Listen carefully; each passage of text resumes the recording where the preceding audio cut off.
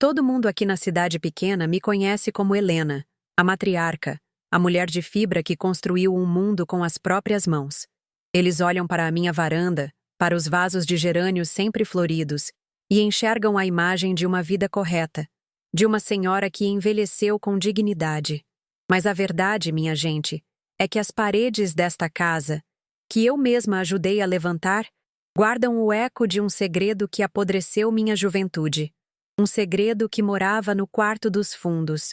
Por fora, eu era a esposa do homem mais cobiçado da região, o Roberto, e todos me invejavam pela sorte de ter um marido tão bom e prestativo. Ninguém nunca desconfiou que, por trás da porta que eu fechava todas as noites, se escondia uma ferida que nunca cicatrizou, uma traição que transformou meu amor em um plano frio e calculista. Meu nome é Helena Santos, e hoje, com meus 78 anos bem vividos, ou talvez nem tão bem assim, decidi que o silêncio não me serve mais. O peso de uma vida inteira carregando essa história nas costas já me curvou demais a espinha. Chegou a hora de abrir o baú e deixar o cheiro de mofo sair. A história que vou contar não é uma daquelas fábulas com final feliz que as avós costumam narrar para os netos. É a história crua de como uma menina de 25 anos, em 1972, teve seu mundo virado de cabeça para baixo e precisou se tornar uma leoa para proteger quem amava e para se vingar do lobo que dormia em sua cama. É a história de como a dor mais profunda pode nos levar a tomar decisões que marcam uma família para sempre, como uma cicatriz em brasa. Enquanto eu ajeito a manta aqui no meu colo e busco fôlego para começar, me bate uma curiosidade. Eu sei que minhas palavras vão voar para longe daqui, para lugares que meus pés nunca pisaram. Por isso eu queria fazer um pedido simples, de coração. Me conta de onde você está me assistindo? Eu adoro saber até onde minhas memórias conseguem viajar, em quais cidades, em quais casas a minha voz vai encontrar um cantinho para repousar. Saber que tem alguém, em algum lugar me ouvindo, me dá a coragem que preciso para revirar as cinzas do passado e mostrar o que o tempo tentou esconder. É como ter um amigo silencioso aí do outro lado, me dando a mão para essa travessia que, mesmo depois de tantos anos, ainda me assombra. Nossa vida se desenrolava em uma cidadezinha poeirenta do interior do Paraná. Um daqueles lugares onde o sino da igreja ditava as horas e a vida de todo mundo era assunto na venda do seu Manolo. Era 1972, um tempo em que as mulheres aprendiam desde cedo a baixar a cabeça e a cuidar do lar. As ruas de paralelepípedo, o calor que subia do asfalto em ondas, a fofoca que corria de varanda em varanda como uma brisa traiçoeira, tudo isso formava o cenário da minha vida. Eu me sentia parte daquela paisagem, uma figura quase anônima, a esposa de Roberto. A minha identidade estava atrelada à dele. E naquela época, isso não me parecia um problema, mas sim uma bênção. Era um mundo pequeno, previsível, e, eu acreditava, seguro para mim e para minha irmã. Nossa casa era modesta, de madeira, com um quintal grande nos fundos onde eu cultivava um pouco de tudo, de couve a temperos. O cheiro de café fresco passado no coador de pano e de bolo de fubá assando no forno era a primeira coisa que se sentia ao entrar. Eu me esmerava em cada detalhe, o chão sempre encerado brilhando, as toalhas de crochê impecavelmente brancas sobre os móveis, as cortinas de chita sempre lavadas e passadas. Era o meu reino, o meu santuário, e eu o governava com um zelo que beirava a devoção. A casa era o espelho da esposa que eu era, ou que me esforçava para ser. Dedicada, limpa, organizada. Era o meu jeito de mostrar ao mundo e ao meu marido que eu era digna do lugar que ocupava ao lado dele. Roberto era, aos olhos de todos, um deus em um corpo de homem. Alto, de ombros largos pelo trabalho na serraria, tinha um sorriso que desmontava qualquer um e um jeito de falar que convencia até o mais desconfiado. Na cidade, sua reputação era impecável. "O Roberto é o melhor trabalhador que já tive", dizia o patrão dele. "Que sorte a sua, Helena, um marido bonito e que não bebe." suspiravam as vizinhas, com uma ponta de inveja na voz. E eu inflava o peito de orgulho. Sentia-me a escolhida, a mulher que tinha conseguido fisgar o melhor partido da região. Ele era o meu porto seguro, a prova de que eu tinha feito tudo certo na vida. E eu amava a admiração que via nos olhos dos outros quando passávamos de mãos dadas pela praça. Minha rotina era um relógio preciso, movido pelo sol e pelas necessidades dele. Acordava antes do galo cantar para preparar seu café da manhã e a marmita que ele levaria para o trabalho. O pão caseiro, o bife grosso, o arroz soltinho, tudo era pensado para lhe dar forças. Depois que ele saía com um beijo rápido na minha testa, meu dia era uma sucessão de tarefas domésticas que pareciam não ter fim. Lavar roupa no tanque, quarar no sol, passar o ferro a carvão, varrer o quintal, cuidar da horta, preparar o jantar. E eu fazia tudo cantando baixinho, pois acreditava que aquele era o meu propósito, a minha forma de expressar o amor que sentia. Cada prato servido, cada camisa passada, era uma declaração silenciosa do meu afeto e da minha entrega àquela vida. Quando nossos pais se foram, num acidente de carro que nos deixou órfãs, Lúcia veio morar conosco.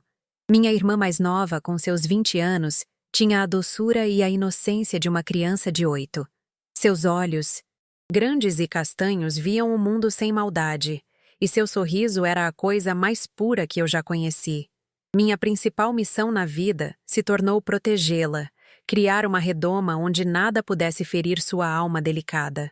Ela gostava de coisas simples, desenhar flores em cadernos velhos, ouvir as novelas de rádio comigo na cozinha, ou simplesmente sentar-se na varanda e observar as borboletas. Tê-la por perto era como carregar um pedaço da nossa infância, uma responsabilidade que eu abracei com todas as minhas forças, jurando que jamais a desampararia. No começo, eu tive medo de como Roberto reagiria a essa nova responsabilidade.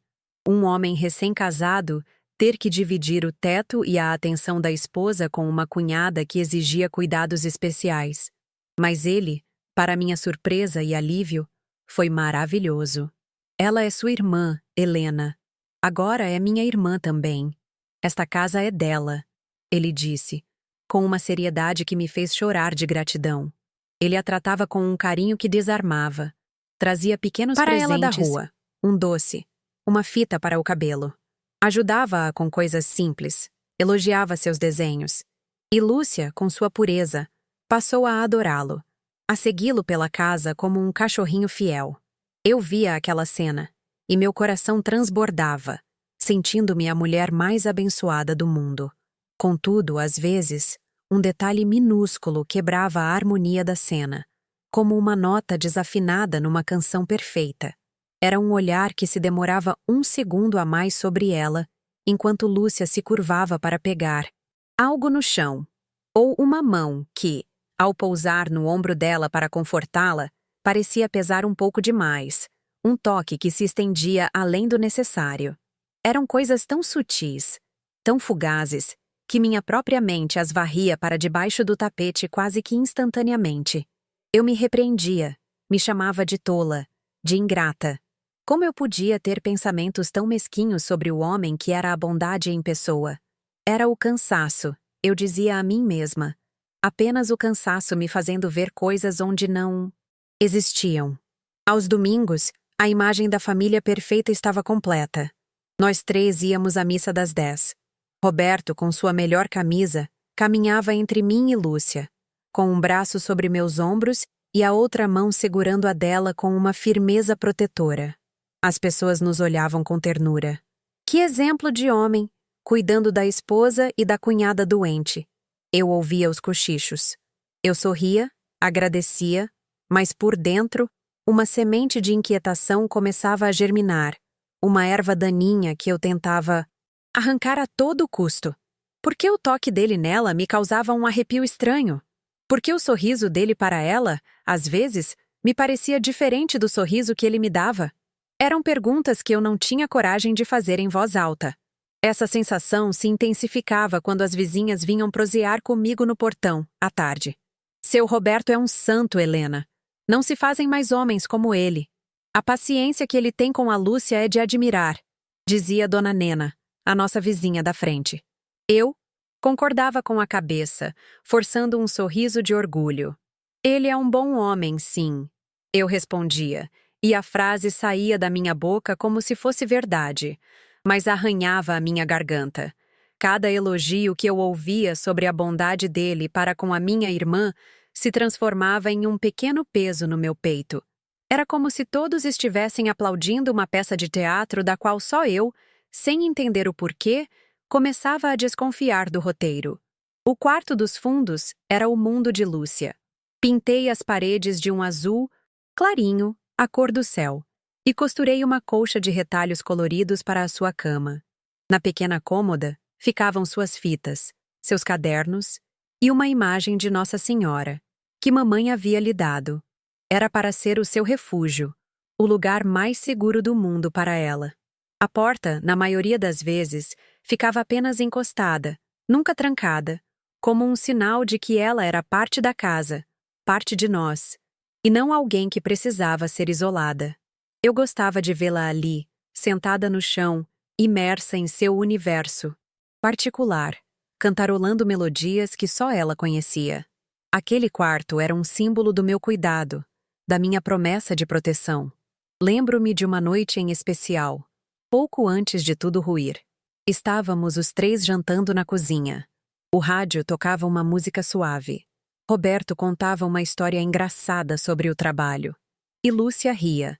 Uma risada genuína e infantil que iluminava o ambiente. Eu olhei para a cena, para o meu marido fazendo minha irmã feliz, e senti uma onda de culpa por minhas desconfianças. Era tudo coisa da minha cabeça.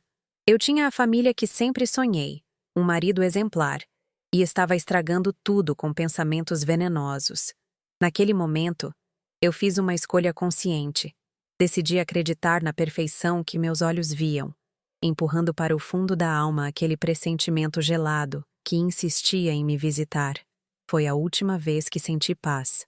As pequenas rachaduras na parede da minha vida perfeita começaram a se alargar, tornando-se fendas impossíveis de ignorar. A porta do quarto de Lúcia, antes sempre entreaberta, eu agora a encontrava fechada com uma frequência que me gelava a espinha. Quando eu perguntava, Roberto tinha uma desculpa pronta. Ela estava com frio, Helena. Só fechei para o vento não entrar. Mas não havia vento. Passei a observar cada gesto dele, cada palavra, com a atenção de um bicho acuado. Aquele orgulho que eu sentia se transformou em um nó permanente na boca do estômago. O ar em minha própria casa ficou pesado, denso, como se o veneno da minha desconfiança o estivesse contaminando. Eu comecei a inventar desculpas para voltar mais cedo do mercado, para aparecer em casa em horários inesperados, caçando uma verdade que, no fundo, eu rezava para não encontrar. Foi numa tarde de quinta-feira, uma daquelas tardes quentes e sonolentas em que nada acontece. O céu estava de um azul tão límpido que chegava a doer os olhos. Eu tinha ido à farmácia buscar um xarope e decidi voltar a pé, mais devagar. Lembro-me do som dos meus tamancos na calçada, do cheiro de jasmim vindo do quintal de uma vizinha. Uma paz enganosa pairava sobre a cidade. Ao me aproximar de casa, senti um silêncio estranho, a ausência do som do rádio que eu sempre deixava ligado na cozinha. A porta da frente estava apenas encostada. Empurrei-a devagar, e o silêncio lá dentro era ainda mais profundo, mais agourento. Deixei a sacola da farmácia cair sobre a mesa e meu corpo inteiro ficou em alerta, como um animal que sente o predador antes de vê-lo. Meu coração começou a bater descompassado, um tambor anunciando a desgraça. Foi quando eu ouvi um som baixo, vindo não do quarto dos fundos, mas do meu próprio quarto, do nosso quarto. Não era um grito, não era uma conversa. Era um som de movimento, um rangido da cama que eu conhecia tão bem, acompanhado de um murmúrio que fez meu sangue virar gelo nas veias. Cada passo que dei pelo corredor foi uma tortura. Minha mão, trêmula, tocou a maçaneta de metal e ela estava fria, fria como um túmulo. O mundo pareceu ficar em câmera lenta. o pó dançando na faixa de luz que entrava pela janela, o tic-tac do relógio na sala, tudo se tornou nítido demais. Um prelúdio para a cena que me esperava e que rasgaria minha vida em duas partes. O antes e o depois daquela porta. Empurrei a porta de uma vez. O ar me faltou, como se eu tivesse levado um soco no peito. Lá estava ele, meu marido, o homem honrado, o santo da cidade. E com ele, minha irmã, minha Lúcia. Ele se virou para mim, o rosto transfigurado pela surpresa e, em seguida, pela raiva. Mas o que me quebrou, o que me estilhaçou por dentro, foi o olhar dela. Lúcia me viu na porta e abriu um sorriso confuso. Um sorriso de criança que não entende a maldade do jogo do qual é forçada a participar. Ela não via o monstro. Via apenas o Roberto, que lhe dava fitas para o cabelo. Naquele instante, meu mundo não apenas desabou. Ele foi pulverizado, reduzido a cinzas e poeira diante dos meus olhos. O chão sumiu sob os meus pés. Meu primeiro instinto foi selvagem, primitivo. Um grito subiu pela minha garganta, um uivo de dor e fúria que não encontrou saída. Minhas mãos se fecharam em punhos, as unhas se cravando na carne da minha palma com força suficiente para extrair sangue. Eu queria avançar, quebrar, arrancar os olhos dele, destruir cada objeto naquele quarto que testemunhava minha humilhação. Queria que o mundo inteiro ouvisse a minha dor, que a cidade inteira soubesse que o santo que eles tanto admiravam não passava de um demônio que se aproveitava da inocência de uma criança. A sala girava, as cores se misturavam, e tudo o que eu sentia era um desejo avassalador de aniquilação, de transformar minha casa em um campo de batalha e minha dor em violência. Mas então, em meio à névoa vermelha do meu ódio, meu olhar cruzou novamente com o de Lúcia. O sorriso confuso dela tinha dado lugar a uma expressão de medo. Medo de mim, do meu rosto transtornado, da tempestade que se formava nos meus olhos. E foi como se um balde de água gelada fosse jogado sobre o meu incêndio. Eu vi o que aconteceria se eu gritasse. Vi o rosto de cada vizinha, cada beata da igreja, olhando para Lúcia com desprezo e malícia. Eles não o veriam como um monstro. Eles a transformariam em a doentinha, a sem juízo, a provocadora. Ela, que era a vítima, carregaria a culpa para sempre no julgamento cruel daquela gente. A responsabilidade de protegê-la pesou mais que a minha própria dor. Eu congelei. O grito morreu na minha garganta, engolido a seco, transformando-se em uma bola de chumbo no meu estômago. Respirei fundo, 1, 2 vezes, e a adrenalina da fúria deu lugar a um frio cortante, uma clareza terrível. Olhei para Roberto, que agora me encarava com um misto de desafio e medo, e ele não viu mais em meus olhos a esposa traída e desesperada. Ele viu outra coisa, algo que ele não conhecia, uma calma mortal, uma determinação gélida que o fez recuar um passo. Sem dizer uma única palavra, eu dei as costas e fechei a porta do quarto. Meu silêncio a partir daquele momento não era mais de submissão ou medo. Era um silêncio de guerra. Um silêncio feito de ódio puro. Um pacto comigo mesma de que a justiça viria. Mas seria do meu jeito, no meu tempo. A vida depois daquela porta fechada se transformou em um teatro do absurdo. E eu era a atriz principal, condenada a um papel que me corroía a alma. Todas as noites, eu punha a mesa para 3. Servia o prato de Roberto, o homem cujo toque agora me causava repulsa, e o prato de Lúcia, a lembrança viva e inocente da minha desgraça. Ele agia como se nada tivesse acontecido, com um cinismo que me enojava. Chegava do trabalho, me dava um beijo no rosto, e o calor da sua pele na minha era como uma brasa.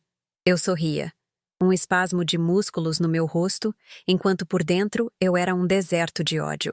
O silêncio à mesa era quebrado apenas pelo riso de Lúcia, que não percebia a guerra fria travada nos olhares e nos gestos contidos. Eu passei a viver em estado de vigília constante. Meu sono se tornou ralo, picado, assombrado por pesadelos em que a porta do meu quarto se abria sem parar. Emagreci. e as olheiras fundas no meu rosto se tornaram uma marca permanente. A comida descia pela minha garganta como areia. Cada gesto de aparente normalidade dele era uma tortura. Ele me abraçava à noite, e eu me transformava em pedra, rezando para que ele atribuísse minha frieza ao cansaço. Eu via a maneira como ele olhava para Lúcia, agora não mais com a sutileza de antes, mas com um senso de posse, de direito adquirido, acreditando que meu silêncio era sua licença para continuar. E o pior era que, em parte, era verdade. Meu silêncio o protegia, enquanto me matava lentamente. Os dias se arrastavam, todos iguais, todos mergulhados na mesma atmosfera sufocante. Eu limpava a casa, lavava as roupas, cozinhava, e cada tarefa era um esforço monumental. O cheiro das camisas dele, que antes me trazia conforto, agora me embrulhava o estômago. Eu me sentia uma prisioneira dentro da minha própria casa, acorrentada a um segredo que me isolava do mundo. Como eu poderia desabafar com as vizinhas? Como poderia confessar à única tia que nos restava que o marido exemplar era um predador? Contar a verdade significaria destruir a reputação de Lúcia. E isso era um preço que eu não estava disposta a pagar. Então, eu suportava. Suportava o peso do mundo nas minhas costas, sentindo o ódio se acumular em meu peito como um veneno lento e espesso. As pessoas na rua comentavam sobre minha aparência. Helena, você está tão abatida, menina. É excesso de trabalho? Perguntavam com uma falsa preocupação. Eu dava desculpas. Dizia que era uma dor de cabeça que não passava, uma fraqueza. Roberto, ao meu lado, desempenhava o papel de marido preocupado. Essa minha mulher se esforça demais, não para um minuto, ele dizia, e os outros o olhavam com ainda mais admiração. Ele se alimentava da minha dor, usando-a para polir ainda mais a sua imagem de bom moço. E eu percebi que a humilhação pública, o medo do escândalo, não eram nada para ele. Ele se sentia intocável, blindado pela sua reputação e pela minha paralisia. Foi então que entendi. A única forma de atingi-lo seria por dentro, no seu orgulho. A ideia não nasceu de uma vez. Ela foi se formando aos poucos, nas longas noites em claro, enquanto eu ouvia a respiração pesada dele ao meu lado. Um divórcio seria uma libertação para ele. Ele simplesmente se mudaria, talvez até saísse da cidade e... Em pouco tempo seria apenas uma história esquecida. Ele não sentiria a vergonha, a humilhação diária que eu sentia. Qual era a coisa que Roberto mais valorizava? Não era eu, nem mesmo o dinheiro. Era o seu nome. O sobrenome Silva, que ele carregava como um troféu. A sua linhagem, o seu orgulho de macho, a sua virilidade que ele fazia questão de exibir para todos. A ideia, quando surgiu, foi tão monstruosa que me assustou. Eu a empurrei para longe. Mas ela voltava, cada vez mais forte. Uma semente perversa plantada no solo fértil do meu ódio. Eu precisava arrancar dele o seu legado. Fazer com que ele criasse e amasse uma mentira. Assim como eu era forçada a conviver com a verdade nojenta dele todos os dias. Eu queria que ele olhasse para um filho e visse a continuação do seu nome, do seu sangue, e que tudo fosse uma farsa construída por mim. A vingança seria essa. Um segredo que ele não saberia que existia. Uma traição que ele jamais desconfiaria, crescendo debaixo do seu próprio teto. Era um plano diabólico, e a mulher que eu era antes de tudo aquilo jamais teria a capacidade de concebê-lo. Mas a dor tem o poder de nos transformar em estranhos para nós mesmos. A Helena doce e dedicada havia morrido naquela tarde, e em seu lugar restou apenas uma mulher com um objetivo frio e implacável. Foi nesse período de trevas que comecei a notar Marcos, o irmão mais novo de Roberto, de uma forma diferente. Ele era o oposto do irmão. Onde Roberto era barulhento e expansivo, Marcos era quieto e observador. Tinha um olhar melancólico e um jeito quase tímido de ser. Ele vinha nos visitar de vez em quando, e eu percebia que seus olhos não passavam por mim com a indiferença dos outros. Ele via as minhas olheiras, a minha magreza, a tristeza que eu tentava esconder com sorrisos forçados. Nunca dizia nada, Mas em seu silêncio havia uma compaixão que me tocava de um jeito estranho.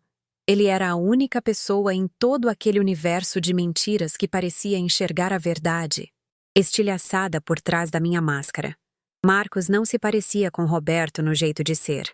Havia nele uma decência, um respeito que o irmão mais velho desconhecia. Quando falava comigo, baixava um pouco o tom de voz, como se tivesse medo de me assustar. Ele sempre trazia uma fruta diferente do seu pequeno sítio para Lúcia, e a entregava com uma delicadeza genuína, sem o toque calculado e predatório de Roberto. Eu via, no modo como ele olhava para o próprio irmão, uma ponta de desprezo, de vergonha contida. Era como se ele soubesse do que Roberto era capaz, como se carregasse o fardo da índole do irmão.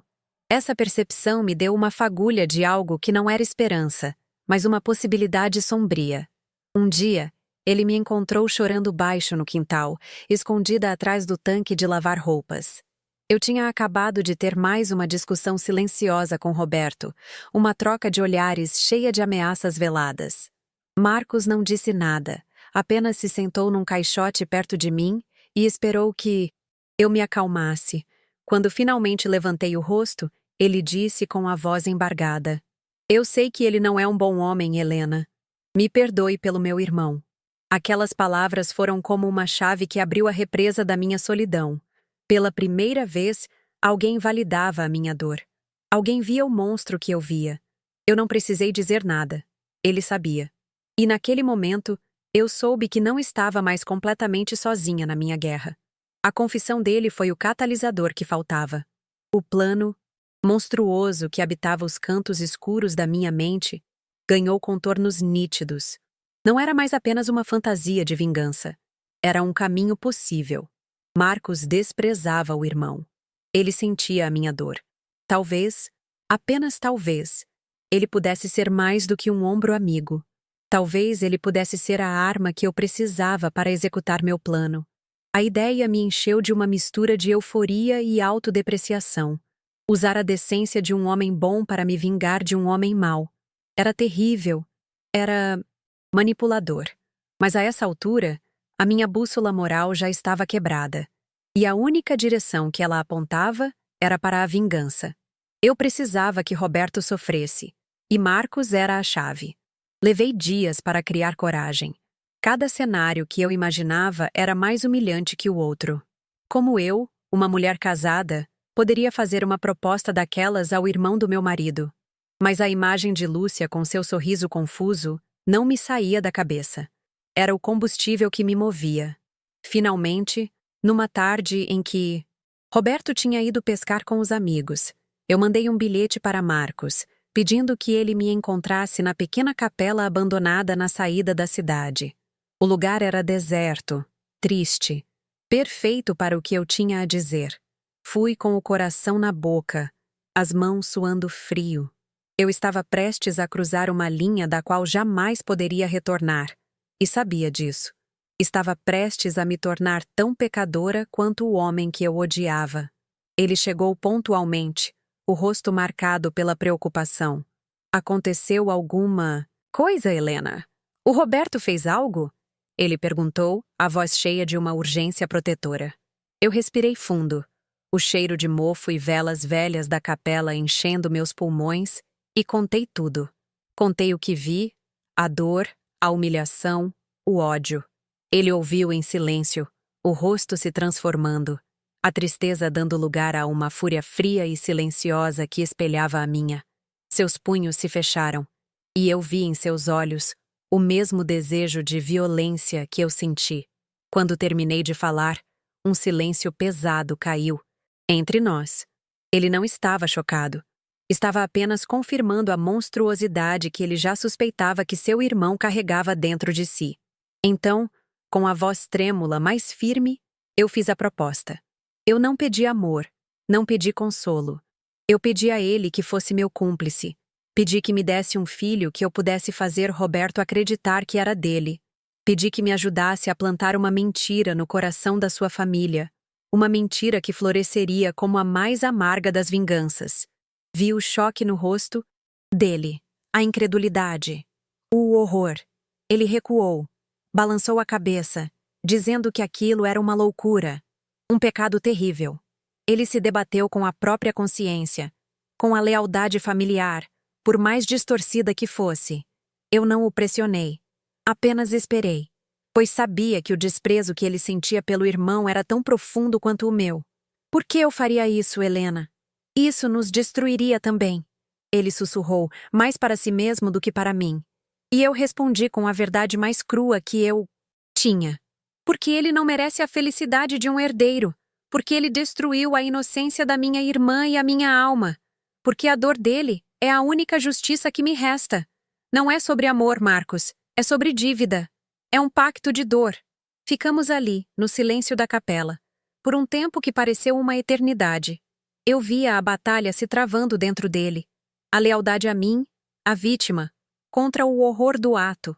Por fim, com os olhos cheios de uma tristeza infinita, ele olhou para mim e assentiu. Apenas um aceno de cabeça. O pacto estava selado, não com um beijo, mas com a cumplicidade de duas almas feridas. O que se seguiu foi o ato mais frio e desolador da minha vida. Não houve romance, não houve desejo. Marcamos um encontro na casa de uma prima distante minha, que morava em outra cidade e não sabia de nada. Foi um encontro mecânico, silencioso, movido apenas pelo propósito sombrio que nos unia. Foi a consumação de um plano de vingança, e a sensação depois não foi de prazer ou alívio, mas de uma profunda e irremediável tristeza. Nós dois havíamos nos manchado para sempre. Marcos saiu de lá sem dizer uma palavra, o rosto devastado pela culpa. E eu voltei para casa, para o meu marido, sentindo-me a pior das mulheres, mas com a semente da minha vingança finalmente plantada. A partir daquele dia, minha atuação teve que ser ainda mais perfeita. Eu, que vinha me negando a Roberto, tive que mudar de estratégia. Tive que me forçar a suportar seu toque, a cumprir minhas obrigações de esposa, para que a mentira que estava por vir fosse minimamente crível. Cada vez que ele me tocava, eu me dissociava do meu próprio corpo. Eu ia para outro lugar na minha mente, um lugar frio e vazio, enquanto contava os segundos para que aquilo acabasse. Era a parte mais difícil do plano.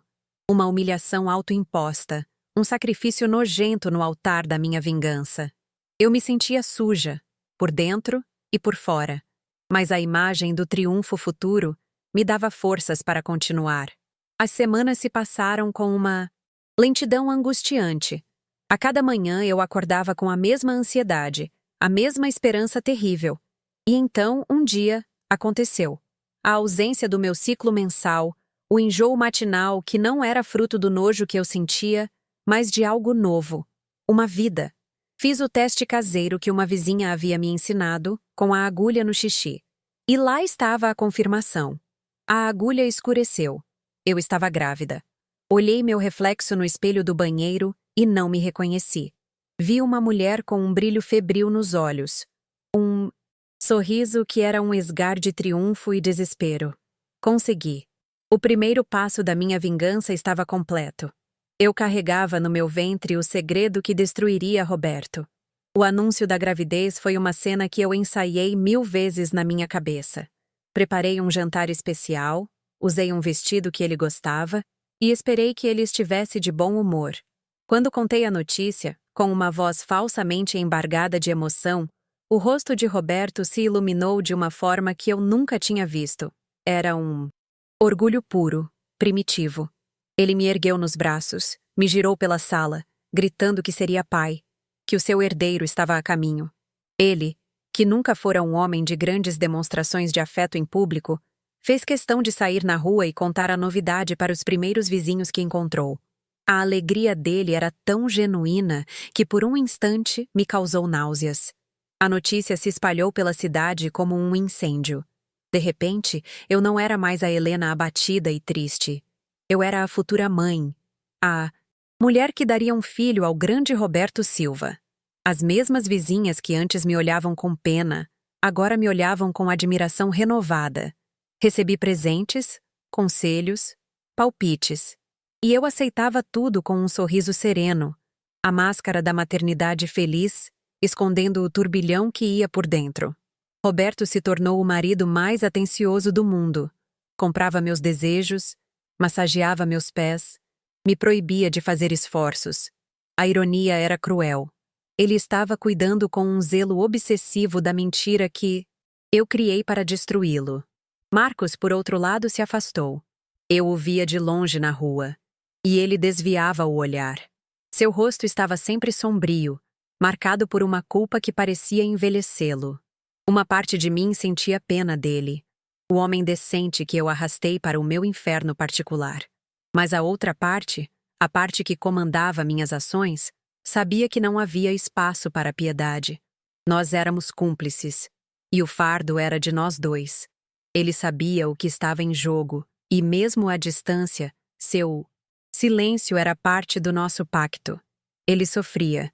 E o sofrimento dele era mais uma prova do caráter doentio do irmão, que vivia sua felicidade farsesca sem a menor sombra de remorso.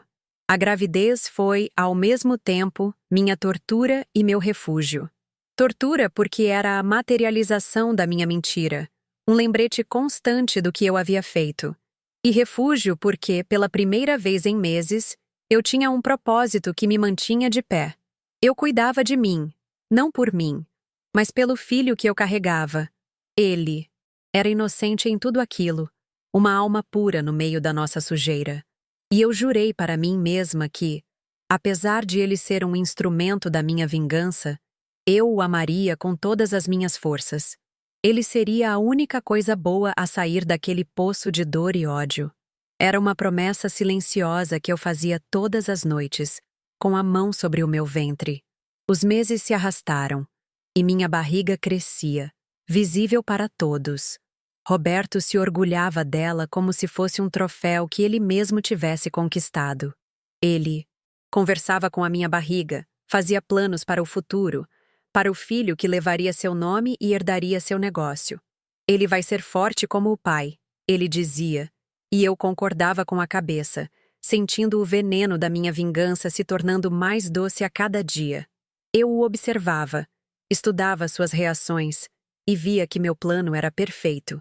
A única coisa que poderia abalar aquele homem, quebrar seu orgulho de pedra, era a paternidade.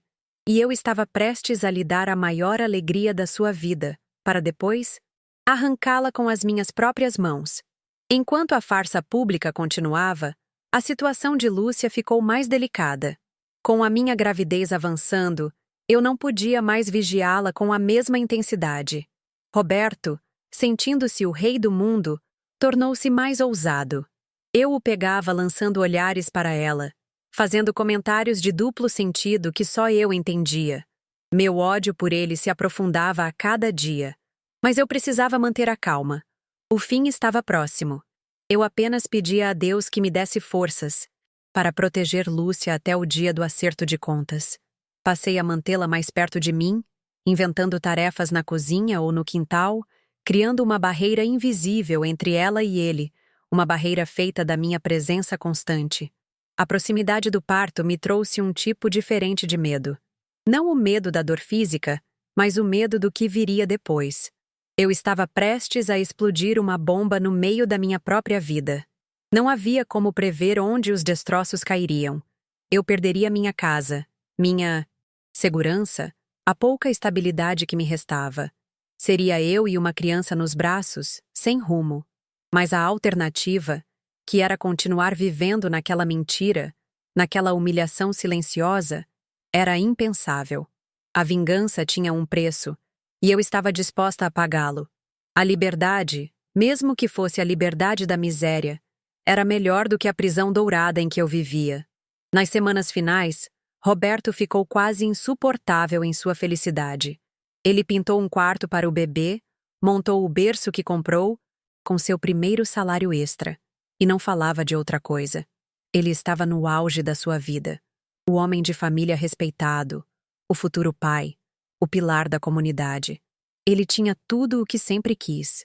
E eu, a mulher que ele traiu e humilhou, era a arquiteta daquela felicidade. Eu era a deusa e a demônia da sua existência. Eu lhe dava a vida e me preparava para lhe trazer a morte em vida. A ironia era tão profunda, tão completa, que às vezes eu tinha que me segurar para não rir na cara dele. A bolsa estourou numa madrugada chuvosa. Roberto, em pânico, me levou para o pequeno hospital da cidade, seu nervosismo quase cômico. Ele queria parecer o marido perfeito até no momento da crise. O parto foi longo e difícil, como se o próprio ato de trazer aquela criança ao mundo fosse tão complicado quanto a sua concepção.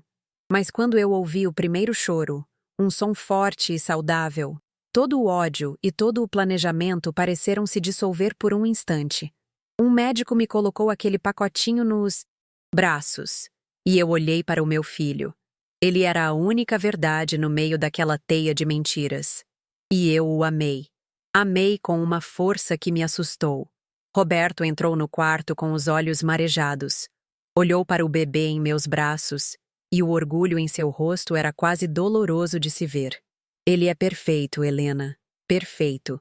Um verdadeiro Silva. Ele disse, a voz embargada. Ele passou a mão nos cabelos escuros do menino, tão parecidos com os de Marcos, e não notou nada. A cegueira do seu ego era total. Naquele momento, vendo a adoração em seus olhos, eu não senti pena. Senti uma onda de poder. Ele estava em minhas mãos. A felicidade dele, o orgulho dele, o futuro dele. Tudo dependia de uma única frase que eu ainda guardava comigo. A arma estava carregada e engatilhada. Faltava apenas escolher o momento certo para atirar. Decidimos chamá-lo de Daniel. Um nome forte, escolhido por Roberto, claro. Os primeiros dias em casa foram um borrão de cansaço e emoções conflitantes. Roberto era um pai, babão, completamente obcecado pelo filho. Ele o segurava por horas, mostrando-o para as visitas que não paravam de chegar, cada uma trazendo um presente e um elogio. É a cara do pai, todos diziam. E a cada vez que eu ouvia essa frase, era como uma pequena vitória. A mentira estava se solidificando, criando raízes profundas. Ninguém desconfiava. Ninguém poderia imaginar. A cidade inteira era testemunha da felicidade de Roberto, e isso tornaria sua queda ainda mais espetacular. Eu observava, tudo com uma calma calculada. Amamentava meu filho, cuidava dele, e ao mesmo tempo planejava o ato final. A vingança não poderia ser um sussurro. Tinha que ser um trovão. Tinha que acontecer na frente de todos, para que a humilhação fosse pública e inesquecível.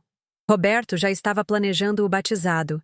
Seria uma grande festa, com toda a família e os amigos mais próximos.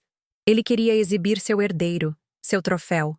E eu, em silêncio, concordei que seria a ocasião perfeita. O palco estava sendo montado, os atores estavam em seus lugares. Faltava pouco para o pano subir para o último ato da minha tragédia pessoal. Enquanto os preparativos para a festa corriam, eu me concentrava em Daniel. Ele era meu centro, meu norte. O amor que eu sentia por ele era a única coisa pura que me restava. E era por ele também que eu faria isso. Eu não queria que meu filho crescesse sob o teto de um homem como Roberto, aprendendo com seu exemplo. Eu precisava nos libertar dos dois. A vingança não era só para destruir Roberto, mas também para construir uma nova vida para mim e para o meu filho. Uma vida longe daquela sujeira, daquela mentira. O amor por Daniel me deu a força final que eu precisava para ir até o fim, sem hesitar. A véspera do batizado foi a noite mais longa da minha vida. Roberto dormia o sono dos justos ao meu lado, sonhando com a festa do seu primogênito. Eu, por outro lado, passei a noite em claro, olhando para o rosto sereno do meu filho dormindo no berço. Repassei o plano 1000 vezes na minha cabeça. As palavras que eu diria, o tom de voz que usaria. Haveria caos, haveria dor. Mas pela primeira vez em muito tempo, eu não sentia medo. Sentia uma espécie de paz terrível, a calma que antecede a tempestade. A mulher que Roberto humilhou estava prestes a se levantar, e o mundo dele, tão cuidadosamente construído sobre seu orgulho, estava prestes a virar pó. O dia do batizado amanheceu ensolarado, um presente dos céus que parecia zombar da tempestade que eu carregava na alma.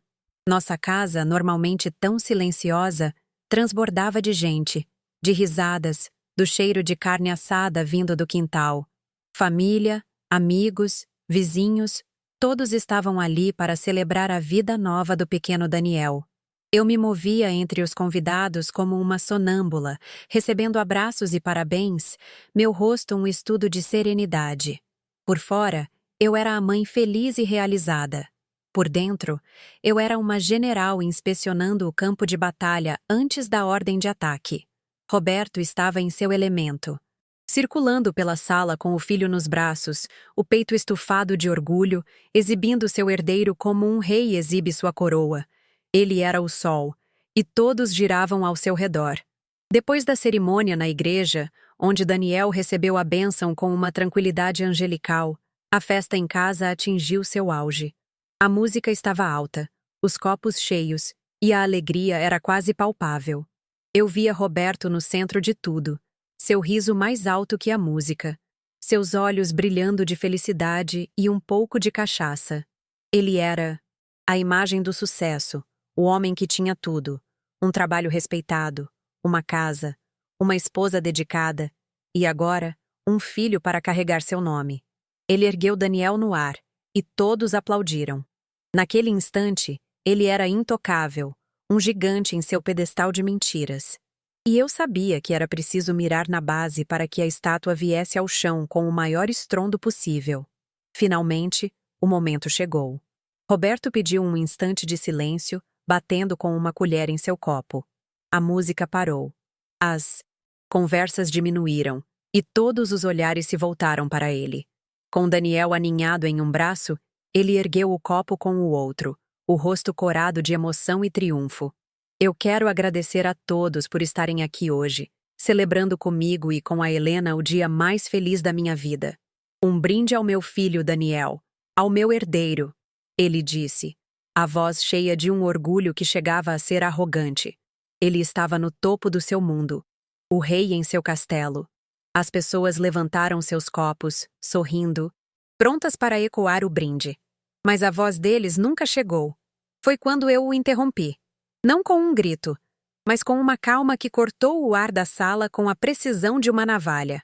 Espere, Roberto, eu disse. Minha voz não era alta, mas soou como um trovão no silêncio que se formava. Todos os rostos se viraram para mim. Vi a confusão, a surpresa. O sorriso de Roberto vacilou, substituído por uma expressão de irritação. Eu estava roubando seu momento, quebrando o roteiro da sua festa perfeita. Ele me fuzilou com os olhos. O que você está fazendo? Silencioso e furioso. O ar ficou pesado, a alegria evaporou, e a sala inteira prendeu a respiração, sentindo que algo estava terrivelmente errado. Eu me levantei, ajeitei o vestido e caminhei lentamente para o centro da sala. Olhei ao redor, para cada rosto curioso, e então meus olhos pousaram em Marcos, que estava encostado na parede, pálido, como se já soubesse o que estava por vir. Finalmente, encarei Roberto. O silêncio era absoluto. Com a voz mais clara e controlada que já tive em toda a minha vida, eu disse, alto o suficiente para que todos ouvissem, cada sílaba carregada de veneno. Que bom que todos acham o Daniel tão parecido com a família Silva, principalmente com o tio, não é mesmo? A frase pairou no ar, plantando a semente da dúvida. As pessoas se entreolharam, franzindo a testa. Roberto me olhava sem compreender, o queixo travado de raiva pela minha audácia. Ele ainda não entendia, mas estava prestes a entender. Nesse instante, enquanto eu via a confusão se transformar em suspeita no rosto das pessoas, o tempo pareceu congelar. Cada segundo era uma eternidade. Eu era o centro de todos os olhares, a portadora de uma verdade que mudaria tudo para sempre. Era o momento pelo qual eu esperei, o clímax da minha dor e do meu plano. Olhando para trás, eu ainda sinto o peso daquele silêncio.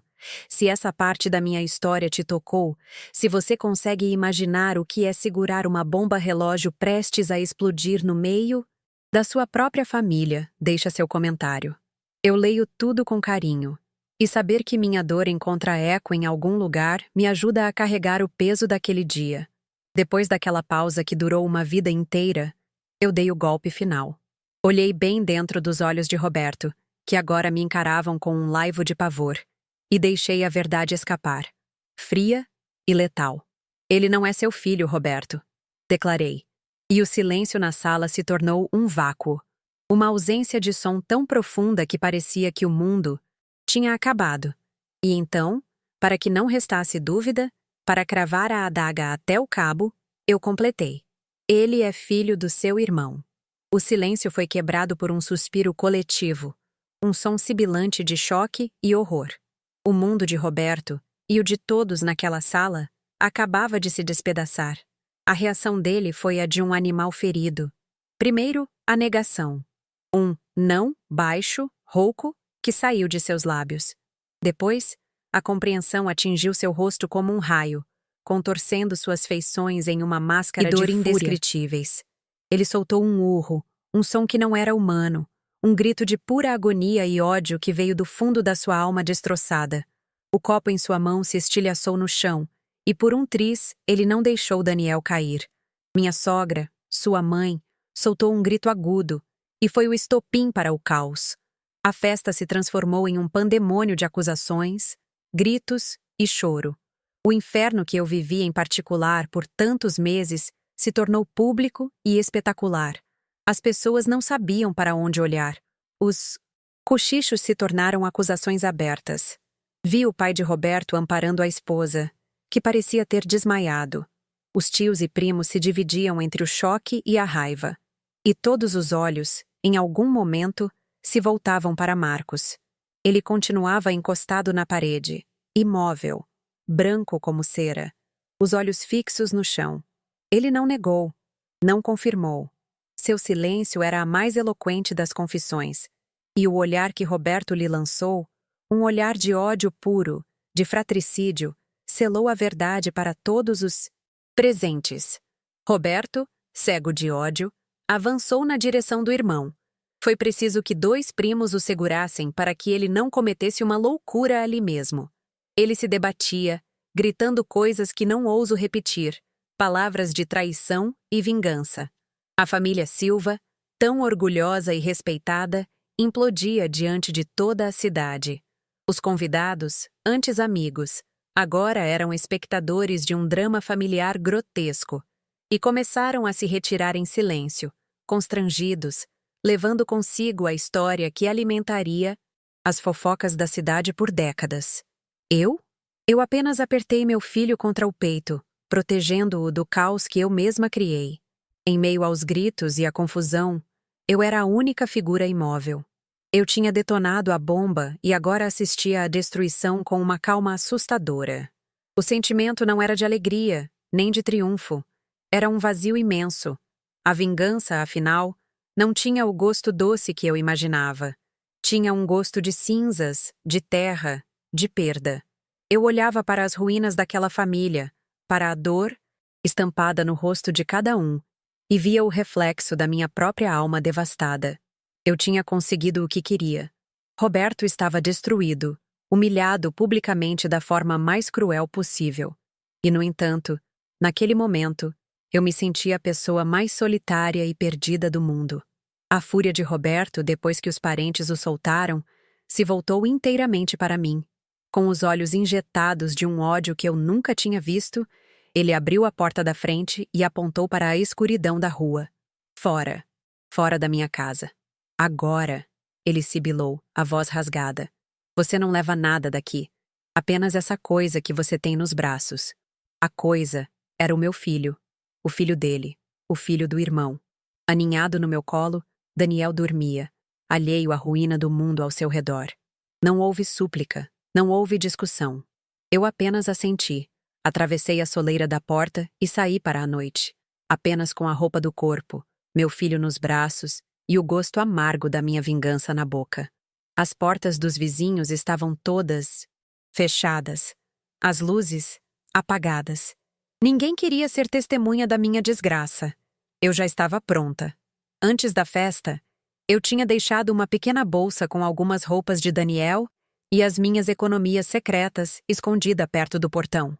Enquanto a casa atrás de mim ainda ecoava com gritos, encontrei Marcos me esperando na esquina, debaixo de uma árvore.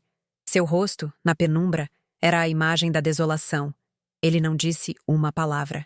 Apenas pegou a bolsa da minha mão, me entregou um envelope grosso, com todo o dinheiro que ele tinha, e me guiou até o ponto onde o primeiro ônibus para a capital passaria.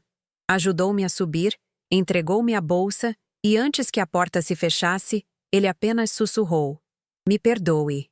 E então sumiu na escuridão, um fantasma corroído pela culpa, deixando-me para enfrentar o futuro que nós dois criamos.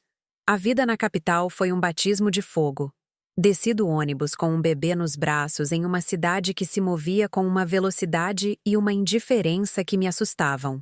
O dinheiro que Marcos me deu não duraria para sempre. Aluguei um quartinho minúsculo nos fundos de uma pensão, um cômodo úmido e escuro que era tudo o que eu podia pagar. E então, eu fiz o que precisava ser feito. Com a força que só o desespero e o amor por um filho podem dar. Eu lutei. Fui faxineira, lavadeira, costureira.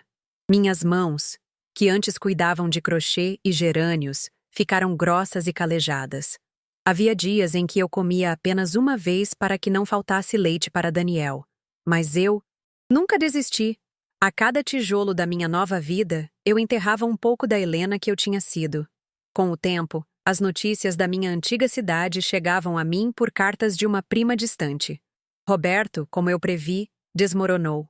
Sem o seu orgulho para sustentá-lo, ele se entregou à bebida. Perdeu o emprego na serraria, a moral na cidade, e se tornou uma figura patética, um lembrete ambulante do escândalo que destruiu a família Silva. Diziam que ele e Marcos nunca mais trocaram uma palavra, e que a casa grande e bonita vivia em um silêncio fúnebre. A vingança funcionou. Eu o destruí, o transformei em uma casca vazia, exatamente como ele havia feito comigo. Mas a notícia de sua decadência não me trouxe alegria, apenas um cansaço profundo, como se o veneno que eu destilei para ele tivesse, de fato, envenenado tudo ao redor. A consequência mais dolorosa do meu ato foi ter que me afastar de Lúcia. Eu não tinha condições de cuidar dela na capital, não no começo. Com o coração partido, pedi à minha tia, irmã da minha mãe, que a acolhesse. Foi a decisão mais difícil da minha vida. Eu a salvei de um monstro, mas a um custo terrível. Perdi seu sorriso diário, sua pureza que me ancorava. Escrevia sempre, mandava o pouco dinheiro que sobrava, e a visitava uma vez por ano. Cada visita era uma faca no meu peito. Ela estava segura, bem cuidada, mas havia uma distância entre nós, um abismo criado pela minha escolha. Proteger minha irmã significou, em última instância, perdê-la também. E essa é uma dívida que minha alma ainda paga. Criei meu filho sozinha, e ele foi a minha salvação. Daniel cresceu um menino bom, inteligente, com o olhar triste e gentil de Marcos, mas com uma força que eu fiz questão de lhe ensinar. Contei a ele a verdade quando já era um homem, uma verdade editada para proteger os detalhes mais sórdidos. Ele entendeu. Entendeu a dor, a fúria e o amor de uma mãe que fez o impensável para protegê-lo antes mesmo de ele nascer. Ele se tornou meu companheiro, meu orgulho, a prova viva de que, mesmo do lodo mais profundo, uma flor pode nascer. É a mão dele que hoje ampara a minha, a voz dele que me acalma nas noites em que as memórias voltam para me assombrar. Meu filho foi a única parte da minha vingança que valeu a pena. Então, hoje, sentada nesta varanda que eu mesma construí, eu me pergunto: eu me arrependo? A resposta não é simples. Sim, eu me arrependo todos os dias.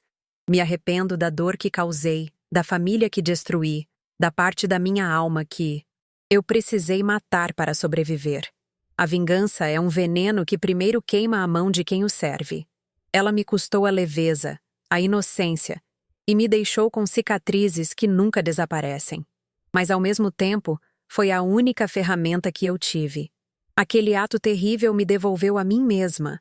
Ele me deu minha liberdade e me deu meu filho, que é o bem mais precioso que eu tenho. Foi o meu grito de guerra quando tentaram me silenciar para sempre. No fim das contas, esta não é uma história sobre o bem. Contra o mal. É uma história sobre sobrevivência.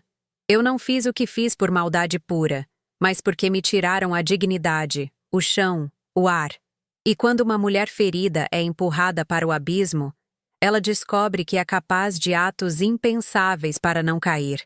Eu precisei destruir um mundo para construir o meu, tijolo por tijolo, sobre as cinzas do que eu um dia fui. E talvez a única lição que eu tenha aprendido, a única verdade que me resta, é que a força de uma mulher não se mede pela ausência de quedas, mas pela coragem de se levantar, mesmo que ela precise incendiar o mundo para encontrar um pouco de luz.